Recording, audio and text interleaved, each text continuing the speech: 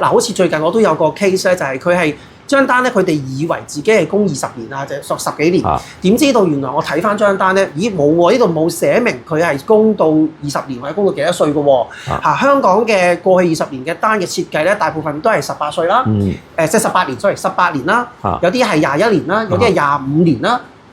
嘅 pay off 嘅，即係話佢係寫明你供18年、供20年或者供25年嘅啫，之後咧唔需要再供噶啦。呢啲寫到明係咪真嘅咧？係冇錯，呢個係寫明你個 plan 係咁樣嘅設計。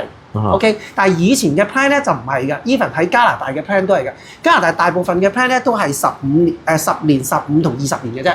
OK， 亦都有好多咧係供到99歲或者98歲或者100歲嘅，都有呢類型。所以你一定要睇清楚，究竟你張單咧係供幾耐，而唔好就咁信個 agent 話供10幾年就唔使供。咁如果好似我呢，可唔可以 catch up 翻嘅？其實有機會可以 catch up，不過你就要睇下你張單 cut 咗幾耐啦。如果你 cut 咗6年，通常cut 咗6年或者以內咧，你都可以 catch up 翻嘅。但係過咗6年咧，你都唔好 catch up 啦。點解咧？就算你 catch up 到，即係我哋叫做 reinstate 呢張單嘅話咧，你都要計埋過去你 cut 咗張單嗰段日子，你要補翻嗰啲保費，加埋利息。哇！咁再買過算啦。冇錯，咁就唔使。OK。